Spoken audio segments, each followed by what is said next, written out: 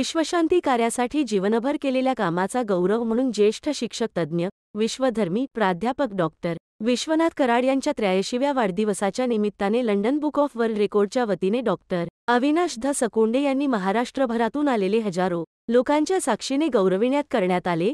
यावेळी MIT युनिव्हर्सिटीचे कार्यकारी अध्यक्ष डॉक्टर मंगेश कराड व कराड कुटुंबीय यांच्यासोबत संस्थेचे विविध पदाधिकारी मोठ्या संख्येने उपस्थित होते। सदरील गौरव समारंभ डॉक्टर महेश थोरवे यांच्या मार्गदर्शनाखाली संपन्न झाला।